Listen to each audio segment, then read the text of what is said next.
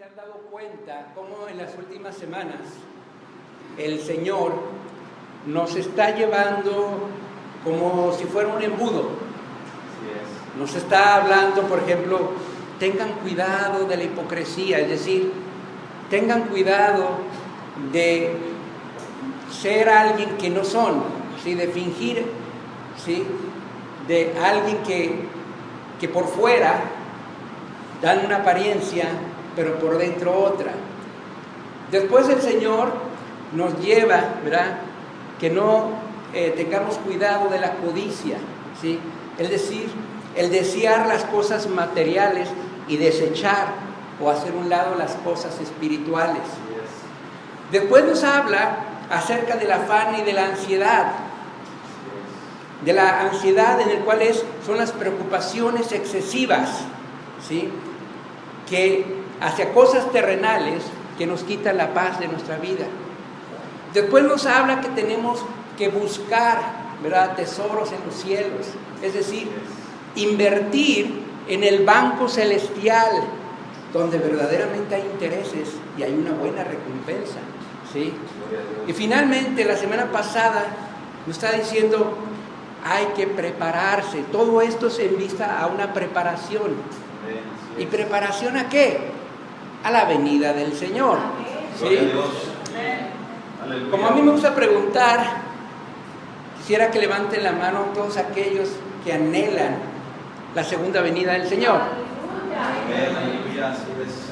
Hermanos, yo creo que voy a dejarle el micrófono al pastor, porque se les dijo en la segunda predicación que no es la segunda venida.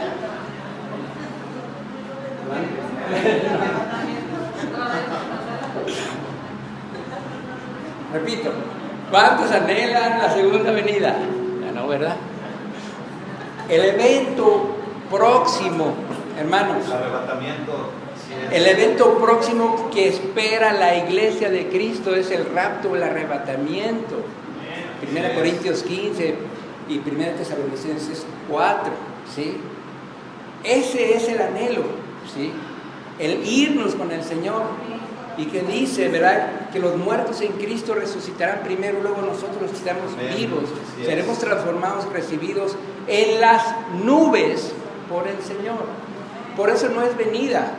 Es cierto, yo lo he oído y lo he no solamente oído y leído, ¿sí?, de pastores, de que esperan la segunda venida, pero yo considero que a lo mejor la confunden, ¿sí?, porque son dos eventos diferentes que ya se explicaron y que ya se han explicado por el pastor, la diferencia entre arrebatamiento y segunda venida, ¿sí? Así es. Entonces, ese es el propósito de todo esto, el prepararnos para la venida del Señor, para cuando Él venga.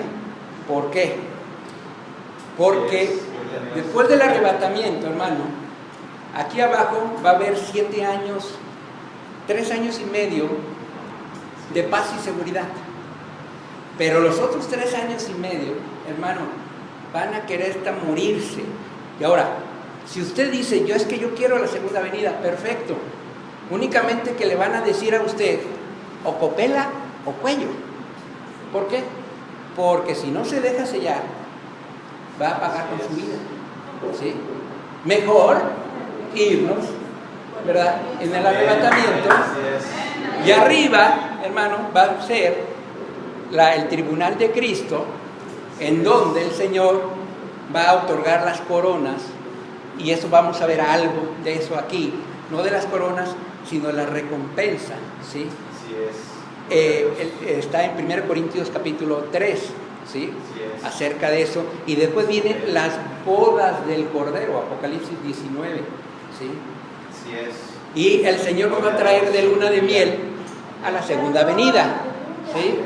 Porque entonces Él va a descender en el monte de los Olivos, el lugar mismo que donde ascendió, ¿sí? Y ahí se va a llevar a cabo una guerra que se llama la guerra del Armagedón o de Megiddo, que es un valle enorme en Israel, porque todas las naciones van a ir en contra de Israel pero va a llegar su Salvador, su Mesías, ¿verdad? Y es el que los va a librar. Y va a establecer Jesús su reino por 1000 años, y ahí vamos a reinar con él. Gloria a Dios. Aleluya. No sé cuántas Biblias que tengan ustedes tiene título. En mi Biblia no tiene títulos de esta historia. ¿Cómo dice? Acuérdense una cosa, si vamos y léame el que tiene Lucas 16, ¿cómo dice el título? Ajá. Siervo y mayordomo, vamos a ver que es lo mismo. Acuérdense que la Biblia, las Escrituras, originalmente no tenían ni capítulos, ni versículos, ni puntos, ni comas, ni acentos, mucho menos títulos. Eso se los puso el hombre, ¿sí? Entonces sería como una contradicción, siervo infiel y al ratito mayordomo infiel. Y realmente, si nos vamos a dar cuenta, nos habla de siervo infiel, siervo fiel, o siervo fiel, siervo infiel, o mejor dicho, siervos, ¿qué clases de siervos? O yo le pondría a lo mejor qué tipo de siervo soy, ¿sí? Pero bueno, eso se los dejo a ustedes. Ahora sí vamos a entrar en materia. Versículo 41 dice: entonces Pedro le dijo, hasta ahí. Vamos a hablar un poquito de Pedro, ¿sí? Y como le digo, como me gusta preguntar, ¿cuál era el nombre original de Pedro? ¿Ah? Shimón. Acuérdense que es en hebreo, Shimón, ¿sí? SH, Shimón. Shimón, ¿sí? Era el nombre original de Pedro, ¿sí? Pero Jesús se lo cambió por Kefas, en arameo, ¿sí? Juan capítulo 1, ¿sí? Que significa lo mismo Petros en griego. Ahora, es interesante esto, hermano. El arameo, ¿sí? Era un dialecto en el pueblo de Israel, pero ya tenía mucho tiempo antes de Cristo. De hecho, se dice que Daniel y Esdras fueron escritos en arameo, ¿sí?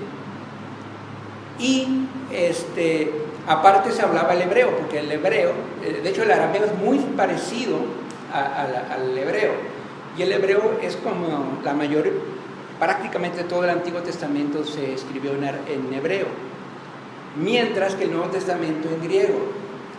Ahora, otra pregunta: ¿cuál era el imperio que dominaba en tiempos de Jesús? El romano. Y fíjense, a pesar de que el imperio que dominaba esa región de Palestina, Asia y otras regiones era el romano, toda la cuestión cultural, artes, filosofía, incluso el idioma, era griego, ¿sí? Y esto es interesante porque no sé si ustedes, me imagino que sí, han leído en Mateo 16, 18, que dice: sobre esta roca edificaré mi iglesia, ¿sí? Y han oído muchas veces que sobre Pedro Jesús edificó su iglesia. Sin embargo, cuando le pregunten eso o cuando les digan eso, díganle: a ver, momento, ¿tú sabes en qué idioma se escribió Nuevo Testamento? No, en griego. ¿Y tú sabes qué significa roca? Es Petra. Petra es roca. Una roca es de mayores dimensiones que una piedra, porque Petros, que es Pedro, ¿sí? Es una piedrecilla, una piedra pequeña. Entonces, la roca, como dice Pablo en 1 Corintios 10:4, y la roca era Cristo. O sea, no hay que confundir las cosas, siempre hay que irnos al original. Por eso, a veces, cuando uno está en otra religión, ¿sí?, puede defender algo indefendible, ¿sí? O sea, no se puede, ¿sí? porque la palabra es la palabra y hay que irnos al idioma original, ¿sí? Aleluya. Muy bien. Pedro, estamos hablando de Pedro. Hay 4 listas de discípulos en el Evangelio de Mateo, Marcos, Lucas y en Hechos capítulo 1. Si ustedes tienen la curiosidad de ver esas listas, siempre aparece Pedro en primer lugar. No así los otros. Los otros hay variaciones en el que ocupa segundo, a veces ocupa el tercer lugar. Y esto nos habla, ¿verdad?, del liderazgo de Pedro. Cuando uno lee los evangelios, ve que el primero que habla siempre es Pedro, ¿sí? Pedro era ciertamente un varón valiente, un terco, franco, inquieto. Pero el problema de Pedro es que muchas veces no conectaba su cerebro con su boca. Decía cosas sin pensar, ¿sí? Señor, estoy dispuesto a ir a la cárcel y a morir por ti. ¿Y qué tal? Cuando agarran a Jesús, dice la Biblia que él lo seguía de lejitos, ¿sí? De lejos. Y cuando llegan al patio del sumo sacerdote, lo niega 3 veces. Incluso Marcos dice que lo maldijo, ¿sí? Entonces, hay que conectar el cerebro con la boca, hermanos, para no decir cosas. Y esto era Pedro. Pedro era el portavoz de los apóstoles, ¿sí? Era aquel que llevaba la batuta. Y en esta ocasión interrumpe al maestro y le hace una pregunta. Y dice el versículo 41: Señor, ¿dices esta parábola a nosotros o también a todos? Ya hemos leído y no viene la respuesta del Señor. Pero en Marcos capítulo 13, 37 dice: Señor, lo que yo os digo a vosotros, es decir, a los apóstoles, lo digo a todos. Velad, es decir, estén alertas, atentos. ¿Sí? Muy bien. Y dice el versículo 42: y dijo el Señor: ¿quién es el mayordomo? Hasta ahí. Lo que tenemos que preguntarnos, ¿qué es un mayordomo? ¿Quién era un mayordomo? Mayordomo en griego es oikonomos, pero viene también de siervo, que es doulos también en griego, que significa también esclavo. Y podría incluso por ahí meterse también el nagid, de los que venimos cada mes, de servidor, ¿sí? Por lo tanto, mayordomo es el nombre elegante, para no decir esclavo, criado, siervo, ¿sí? Entonces es el nombre elegante. ¿Quién era pues un mayordomo? Un mayordomo pues era el criado principal de la casa, de que se encargaba de la casa del amo, mientras él que estaba afuera. Entre sus las responsabilidades que tenía el mayordomo era cuidar y era administrar, ¿sí?, los bienes y darles la provisión y el alimento al tiempo a su familia mientras él regresaba, ¿sí? Ese era un mayordomo. Pero hay que entender que lo que tenía no era de él, era de su amo, ¿sí? Pero que un día iba a regresar su amo. Ahora, cuando empecé a estudiar esta historia, muchos pastores y escritores decían que esto se incluía solamente a los pastores. Sin embargo, leyendo más y más, se concluye que la naturaleza de la palabra misma, la palabra de Dios, no es para unos pocos, sino es para todos. Y eso confirma lo que dijimos, que dijo Jesús en Marcos 13. Lo que yo os digo, a ti Juan, a ti Pedro, es para Cleopatra, es para Financio, o lo que quiera, ¿sí? Es para todos, ¿sí? Esta es palabra para todos, hermano. Ahora, en cuanto al mayordomo, cuando nosotros aceptamos a nuestro Señor Jesucristo como nuestro Salvador y nuestro Señor con mayúscula, y en negritas y todo lo que quieran, nuestro Señor, nosotros, ¿verdad?, automáticamente pasamos a ser mayordomos, para no decir siervos, esclavos, criados, ¿sí?, del Señor, ¿sí?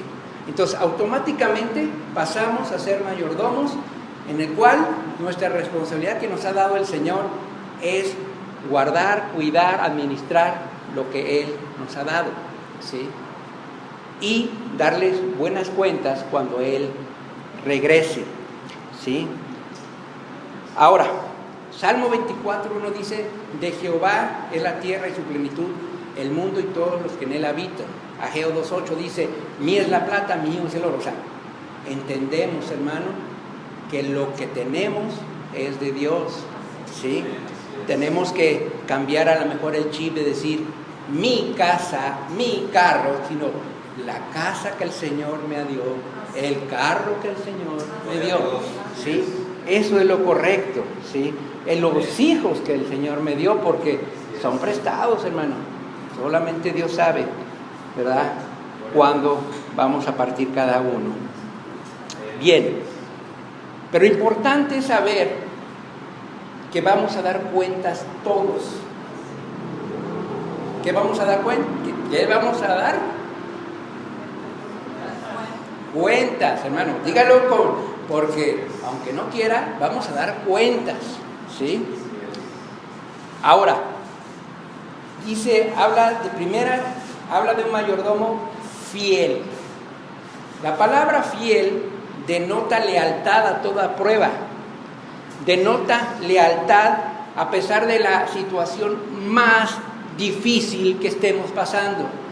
¿Y sabe por qué el Señor quiere mayordomos fieles? Porque cualquier problemita los aleja de la iglesia. Cualquier problemita, ¿sí? Por eso el Señor quiere mayordomos fieles, leales, a pesar de cualquier circunstancia o situación difícil. Tenemos que entender, hermano, que la palabra, la Biblia que tiene en sus manos, es un manual de vida, ¿sí? Cuando usted compra un mueble, porque hoy un mueble hay que armarlo cada uno de nosotros, ¿verdad? Y vienen tornillos grandes, chiquitos, medianos, unos de cruz, otros de total, viene de todo, ¿sí? Si no leemos el instructivo, probablemente, no queda aquí, o quedó así. Por eso la Biblia tenemos que entender que son las instrucciones que nos da la Biblia, son dignas de obedecer, ¿sí? Pablo a Timoteo, en primera carta de Timoteo 4:9, decía: palabra fiel es esta y digna de ser recibida por todos. Pablo también decía en 1 Corintios 4:12 que cada uno de los mayordomos sea hallado fiel, o de los administradores, que ya dijimos que es lo mismo, ¿sí? ¿Qué es lo que quiere el Señor Jesús? Hallarnos fieles. ¿Y qué es fiel? Leales. ¿Y leales? A toda circunstancia, a toda prueba, hermanos. Así es. Aleluya. Después viene que no solamente fiel, sino prudente. Prudente denota aquel que prevé situaciones futuras y se prepara, ¿sí?, para ese evento, ¿sí? Es el precavido, ¿sí? A diferencia del que es movido por emoción, ¿sí? Aquel que se emociona pero no hace nada, ¿sí? En el caso de este siervo, ¿sí?, el que es prudente es el que hace un correcto uso de los recursos que le dejó el amo y da su ración, el alimento, la provisión a la familia en su tiempo, mientras que el otro, el que es movido por emoción, solamente, ¿verdad?, malgasta todos los recursos y ya después no tiene ni qué darles, ¿sí? Bien, 43. Bienaventurado aquel siervo al cual, cuando su Señor venga, le haya haciendo así. Aleluya, ¿sí? ¿Qué es lo que quiere el Señor? ¿Cómo nos quiere encontrar? Fieles y prudentes, Gloria a Dios. leales y precavidos, ¿sí? Gloria a Dios. Esa es la voluntad, porque fidelidad habla de una voluntad de Dios, pero activa. Y la vida cristiana no es pasiva, sino es activa. El Señor en Mateo 28, 19 dice, por tanto, id y hacer discípulos a todas las naciones. Y la palabra id en griego es un verbo progresivo, un tiempo progresivo que dice ir y seguir yendo, y yendo, y yendo, ¿sí? Esa es la vida cristiana, ¿sí? Y en Hechos 1:8 dice, y me seréis testigos en Jerusalén, Judea, Samaria, hasta el último de la tierra. Lo que el Señor quiere, primero, sean testigos para mí en su propia casa, porque a veces ahí está el problema, ¿sí? Gloria a Dios. Pero también la parte activa de la vida cristiana es servir en la iglesia, ¿sí? Pablo decía que el trabajo en el Señor no va a ser en vano. Y no es solamente para pastores, yo creo que es para todos, ¿sí? Así es. Tenemos que servir al Señor. Amén. 1 Pedro 4:10 dice, Pedro dice que cada uno, el don que le fue dado, ¿sí? Ministrelo a otros, denlo a otros, Gloria a Dios. ¿sí? Amén.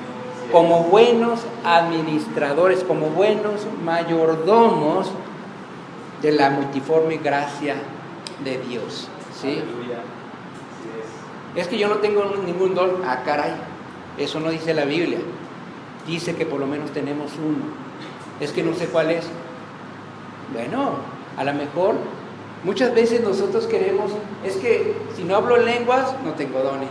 Si no tengo interpretación de lenguas, no tengo dones. Si no tengo don de sanidad, de milagro, no tengo don. No, ahí está el don de dar, el don de enseñar, el don de exhortar, que es el de animar, ¿sí? es. Gloria a Dios. O sea, hay varios. Aleluya. Únicamente saber en dónde Dios me está usando, irlo practicando y pedir más, ¿sí? No se quede con uno. Amén. Muy bien.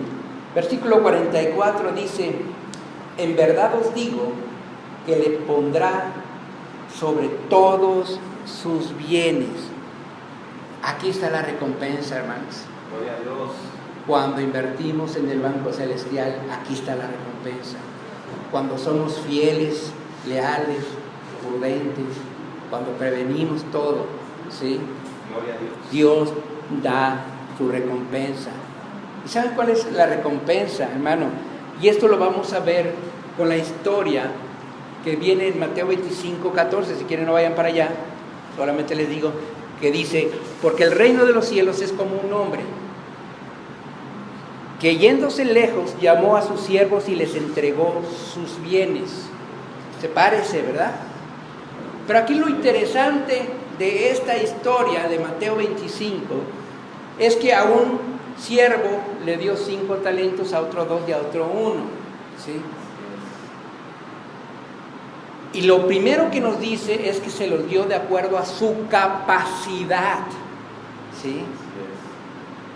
Al que dio 5 es porque vio que era un muy buen siervo en lo poco, ¿sí? Y le dio 5, ¿sí? Y así al que dio 2 y al que le dio 1. Entonces la pregunta que nosotros tenemos que hacernos, ¿qué tipo de administrador soy? ¿Realmente el Señor confiará en mí? ¿Será que si fuera esa historia me daría los 5? ¿O me daría los 2? ¿O me daría 1? Pero solamente Dios sabe, porque te conoce y me conoce a mí, ¿sí? Pero el otro punto de esta historia es que Dios se los dio para multiplicarlos. Al de 5 le regresó 5, al de 2 le regresó 2 y al 1 lo escondió porque tuvo miedo, ¿sí? Nosotros, hermanos, tenemos, ¿verdad?, que administrar con lo que Dios nos ha dado, con lo que tenemos, no con lo que no tenemos. El que tenía 5 trabajó con esos 5, el que tenía 2 con esos 2, ¿sí? Pero tenemos que tener fe y no miedo como el que lo escondió, el que tenía uno, ¿sí? Pero aparte de esto, el Señor lo que nos da de Él a administrar no es para ser egoístas, no es solamente para captarlo y solamente para nosotros, sino para bendecir al necesitado. Gloria a Dios, aleluya. El apóstol Juan, en primera de Juan 3:17 dice: el que tiene bienes de este mundo y ve a su hermano con necesidad y no tiene compasión de él, que no diga que el amor de Dios habita en él. Porque hay mucha gente, ¿verdad?, que dice, ve a su hermano necesitado. Sí, hermanita o hermanito, vamos a orar por ti para que Dios te bendiga y Dios te... Pero no suelta nada, ¿sí? Hermano, por eso el mismo apóstol Juan dice: no amemos de palabra, porque palabra es muy fácil, sino de hecho y de verdad. Eso es un verdadero cristiano que está representando dignamente a su amo, a su Señor. Aleluya. 45. Ay, empieza lo fuerte. Mas si aquel siervo dijere en su corazón: mi Señor tarda en venir, y comenzare a golpear a los criados y a las criadas, y a comer y beber y embriagarse, como dice Mateo, porque eso también está en Mateo 24, ¿sí? A emborracharse, ¿sí? Viene ahora el siervo infiel, ¿sí? Aleluya. Gloria a Dios. El siervo infiel que dice, digiere en su corazón. La característica de este siervo es que actúa conforme a los deseos de su corazón, no conforme a las instrucciones de su Señor, ¿sí? Acuérdense, ser mayordomo es tener a alguien arriba, ¿sí? Y actuaba conforme a los deseos de su corazón. Por eso los jovencitos y las jovencitas que dicen: ay, es que mi corazón dice que fulanito es mi prometido. Jeremías dice 17:9, engañoso más que todas las cosas y perverso es el corazón. Así es que cuando hagan eso: ay, mi corazón, no, engañar, me quieres engañar, perverso corazón. Aleluya, ¿sí? Y cuando nos guiamos por los deseos de nuestro corazón, ¿qué trae como consecuencias? Maltrato, ¿sí? Ahí dice, maltrataba a la gente, ¿sí? Y no solamente eso, sino también dejaba de amar a Dios, porque dice, dejaba de amar a su prójimo, ¿sí? Y eso repercutía en ese pecado, en la servidumbre, ¿sí? Se olvidaba de las responsabilidades que su Señor le dejaba. ¿Por qué? Porque realmente ni amaba a su Señor, ni amaba su venida, ahora sí que ni de la deseaba que viniera su Señor, ¿sí? Ese es el mayordomo incrédulo. Es aquel que muchas veces es el de la emoción. Me acuerdo que una vez un pastor decía que en las campañas evangelísticas hay gente, sobre todo lo pueden ver en la televisión, que dice: no, en mi campaña que hice en tal parte, 10,000 almas recibieron a Cristo diario. En esos 3 días, 30,000 almas. Y decía un pastor: bueno, ¿y en dónde están esas almas? Porque las iglesias siguen con el número igual. Emoción, ¿sí? Pura emoción, ¿sí? Porque realmente no, esa gente acepta a Jesús y ya se les acabó la pila, ¿sí? Yo me acuerdo que estando en campañas evangelísticas ¿verdad? Pues sí, recibían como 50 personas o más a Cristo, se les tomaba el nombre, la dirección, teléfono, y eran teléfonos inventados algunos, y direcciones inventadas, o a la mera hora sí eran verdad, pero no querían ya del Señor. ¿Sí? Fue emoción. ¿Sí? Entonces hay que tener cuidado porque esas personas, ahorita vamos a ver la consecuencia. Versículo 46. Vendrá el Señor de aquel siervo en día que éste no espera y a la hora que no sabe, y le castigará duramente y le pondrá con los infieles. Esa es la consecuencia de ser un siervo infiel, ¿sí? Y dice ahí que le castigará duramente, y la palabra es en griego duramente o dura, ¿sí? Significa partir en dos. ¿Por qué? Porque un amo romano tenía la capacidad de mandar matar a su siervo infiel, ¿sí? Sin embargo, aquí nos dice que el Señor lo que hace es llevarlo con los infieles, con los incrédulos, con los impíos, o como dice Mateo, con los hipócritas, ¿sí? Esa es la recompensa que va a tener, un castigo duro. Bien. 47.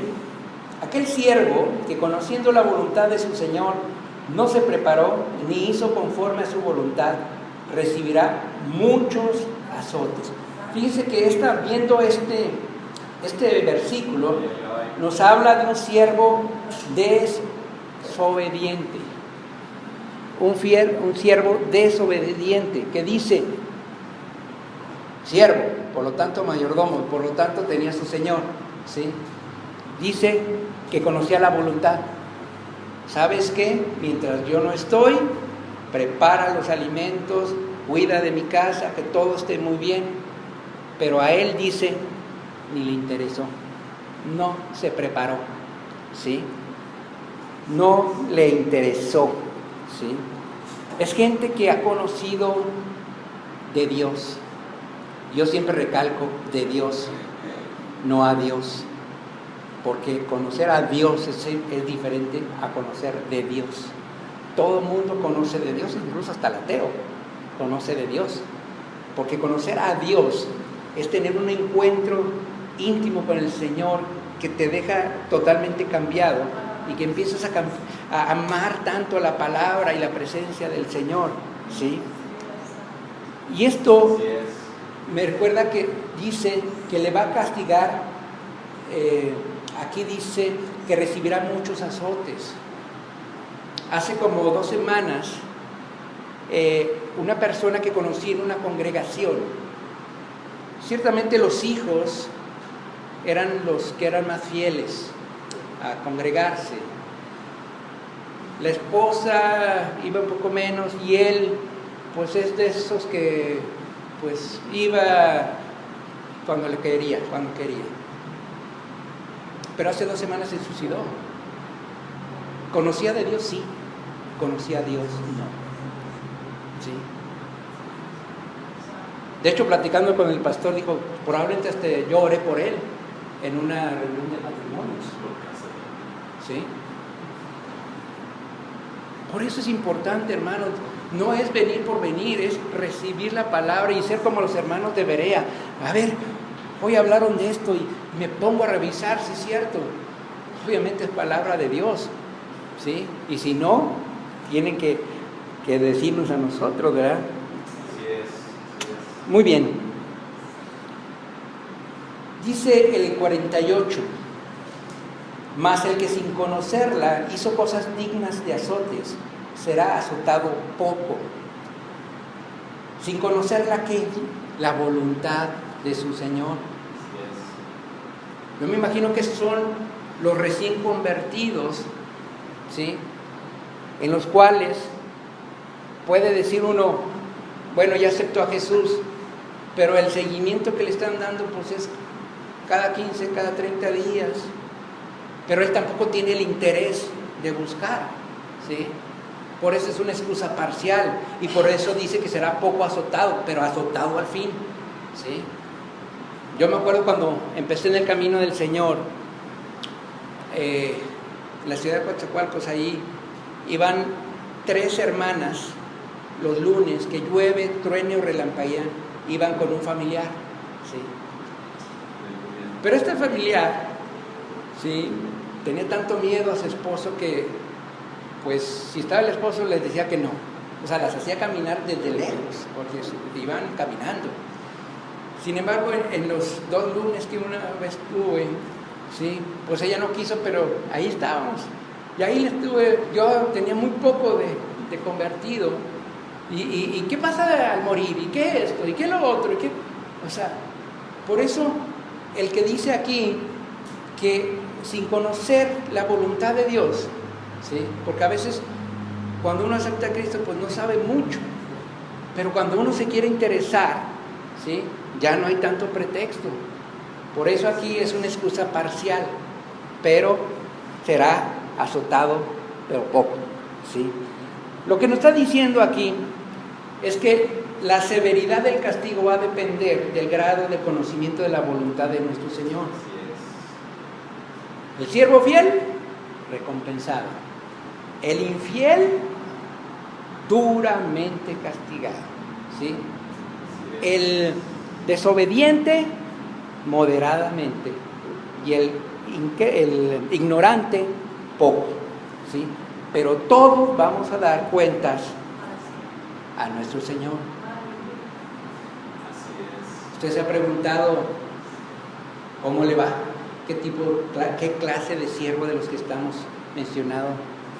No me diga, usted por dentro diga, pues yo me creo, obviamente todos van a decir fieles, pero a lo mejor en el ignorante, en el desobediente, ¿sí? Hay que ser, ¿verdad?, sinceros con el Señor.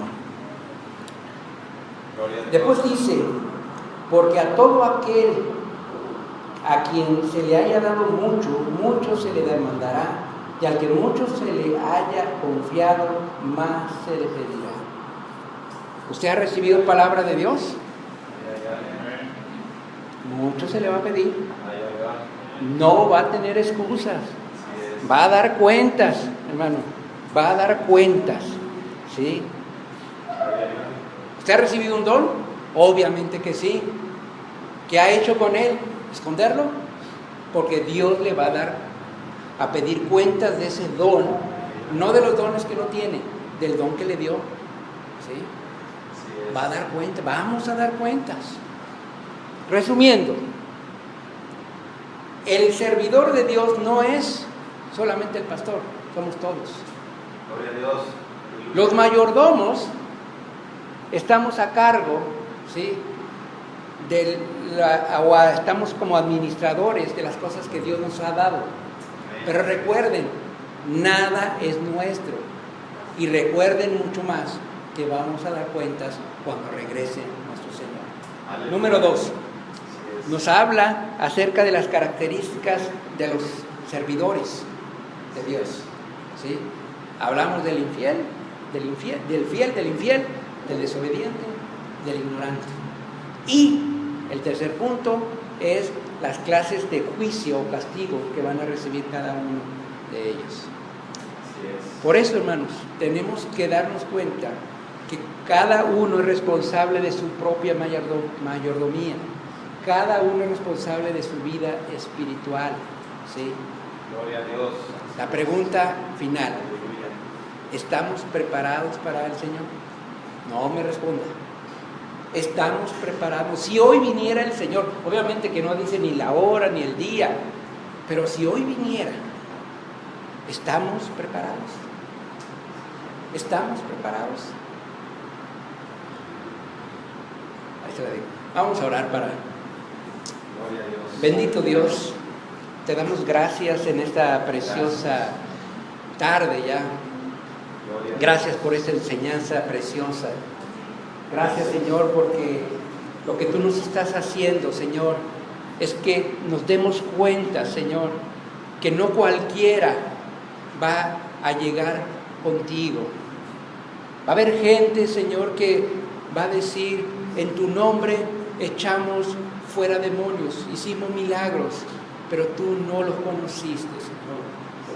Va a haber gente, Señor, que puede incluso reclamarte, Señor, porque asistía a la iglesia, pero nunca entregó verdaderamente su corazón a ti, nunca se rindió. Señor, lo que tú estás queriendo hacer con nosotros es que abramos los ojos, porque tú vienes pronto y tú quieres ver a tu iglesia preparada. Oh Padre maravilloso, yo te pido por cada uno de los que estamos aquí, Señor, para que esta palabra, Señor, no regrese vacía, sino al contrario, la analicemos, la escudriñemos, hagamos esta palabra, Señor, nuestra, para que cada día, Señor, estemos preparándonos cada día más, como dice tu palabra, que el que espera tu venida se purifica más. Es lo que anhelamos, purificarnos cada día en tu nombre, Señor. Amén y amén. Gloria a Dios. Aleluya. Aleluya.